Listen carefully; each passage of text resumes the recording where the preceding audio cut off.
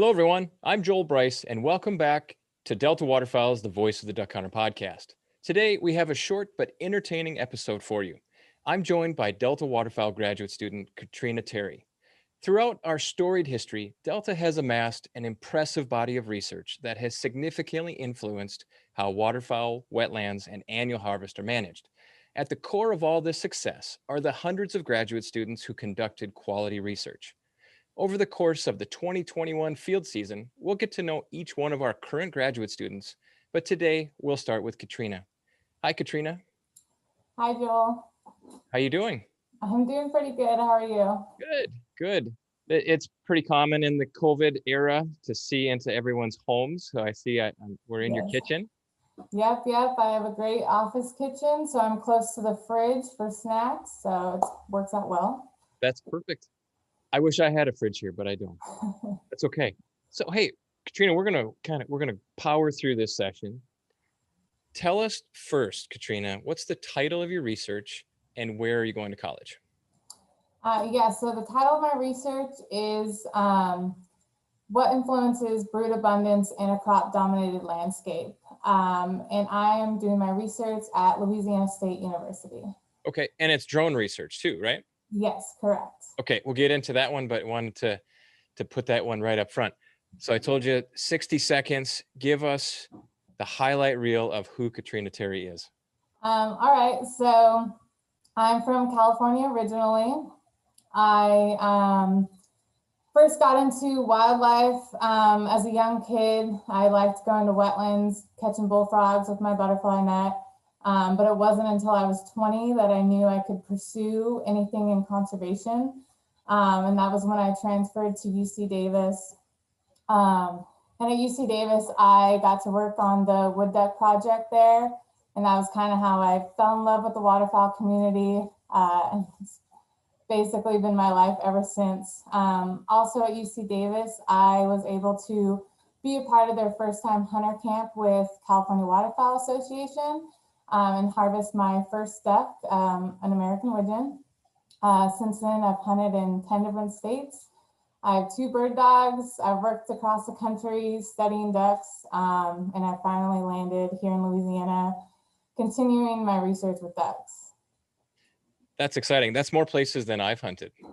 I did the math today because I was like, maybe 10, and then I looked at the map and I was like, oh yeah, exactly 10. Okay, good. All right, so I set you up for this question. Why should a duck hunter, I think they should be, but why should a duck hunter be interested in the outcome of your research?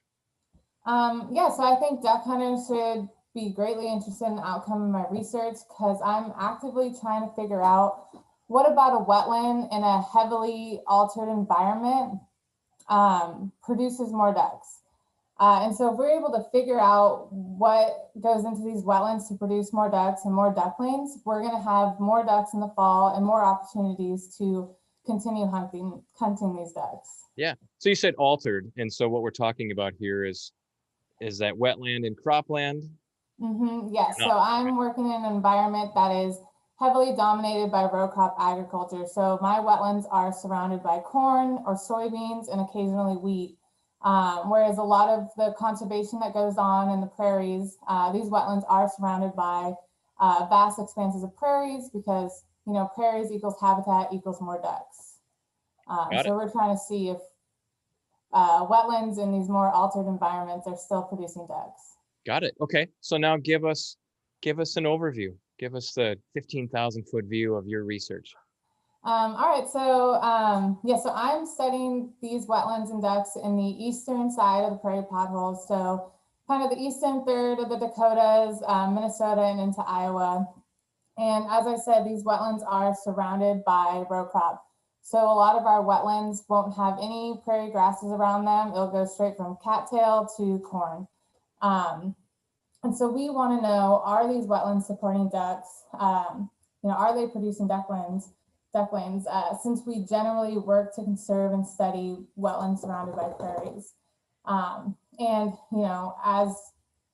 As we continue over the years, we're continuing to lose prairie grasses and we continue to increase our row crop agriculture.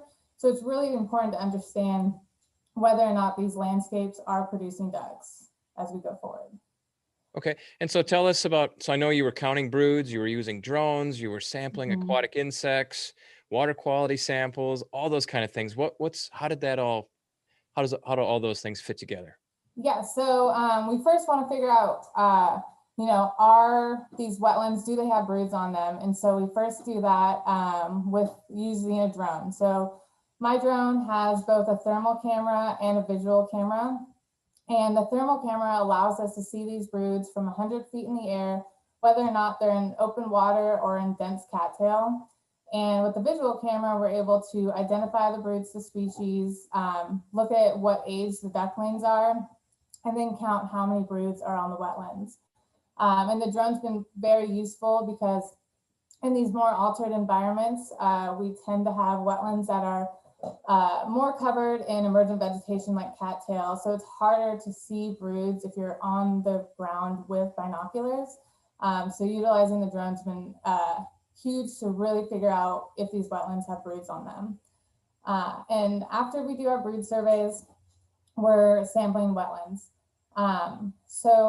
Aquatic invertebrates like insects and bugs are the main forage for ducklings for about the first 3 weeks of their life. They are entirely dependent on bugs and insects. So we wanted to see how abundance of these invertebrates influences abundance of broods. And we're also interested in the wetland vegetation out there. What is the wetland comprised of? It's cattail, bulrush, reed canary grass, how deep the wetland is, how big the wetland is. And we're also looking at if there's any buffer around these wetlands. So is there any grasses that separate the wetland from that row crop agriculture? And so we collected all this data to see if we could figure out what influenced brood abundance. That's amazing. You had mentioned to me as well something about insecticides. So Oh. you census, or you count the broods on a Mhm. wetland, and then you're trying to say, do any of the variables around this wetland or in this wetland, is there any correlation between what you find with broods and all of your other aspects that you're measuring, right? Yes. But one of So, them is insecticides. yeah, so I'm looking at insecticides. So I'm looking at neonicotinoids, which are used in every corn planted in the prairies and about 80% of all soybeans. And this insecticide is water soluble. So when it rains, the insecticide just runs straight into the wetland. And the insecticide's job is to kill insects. And since broods rely on insects, I'm trying to figure out if this insecticide is impacting the available invertebrates and if that could be influencing whether or not broods are on these wetlands, and if that changes if there's one brood on this wetland or if there's 5 broods on this wetland. That's exciting. I do think everyone should be looking for those results, and we'll cover them. We'll make sure that it gets out in front of everyone. And thanks for doing your awesome research. Now you're wrapping up. You're Yes. going to graduate here soon? Yeah, I'll be finished because of like how graduation deadlines are. I won't have the official diploma until August, but I'm hoping to defend end of May or early June my thesis. Okay. So when will your results be available for people, even in the form of a thesis? I would assume by August. I guess I'm not really sure how long things kind of take by the time I send it to the graduate committee and by the time the thesis gets publicly available. Okay. But hopefully by the fall, most definitely. Okay. We're going to hold you to that. Okay. So now what's next for you? You have some exciting news. Yes, I will be moving to Bismarck, North Dakota to start a position as a research scientist with Ducks Unlimited. I'll be moving in less than 2 months. Congratulations. Thank you. I'm very excited. I feel very fortunate to be able to continue, working with ducks, working with these wetlands, and especially in an amazing area of North Dakota. Congratulations. Congratulations. Okay, that really kind of wraps up the formal part of this. I'm throwing a wild card at you here. So Okay.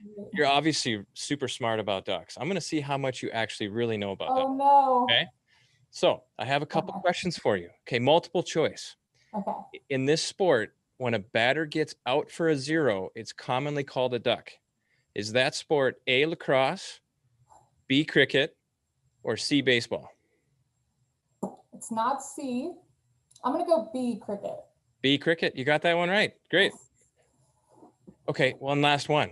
So All right. we're gonna have some fun with this. Okay, so if someone wanted to watch, this is probably cheating because you're from California. If someone wanted to watch ducks play at the Honda Center, what California city would they need to go to? Oh no. These sports questions, man. Honda Center, San Diego? Anaheim. It's the Anaheim Ducks, the NHL hockey team. I'm from Northern California. It doesn't freeze. I don't really do hockey. Okay. That's all the questions I had for you. I thought it was kind of funny. You know, we Man. spend all of our time seriously thinking about waterfowl and all the science and our life, but sometimes we just need to have fun. So thanks. You did a great job sharing with everyone. If anyone has questions, this podcast has a dedicated email address. I'll forward them on to Catrina, podcast@deltawaterfowl.org. Send those questions in, comments, and we'll get them to Catrina. So Catrina, thanks a lot. Really appreciate your time. Good luck finishing your thesis and have a safe move to North Dakota. Thank you so much. It's great being here. Yeah, you're welcome. Take care.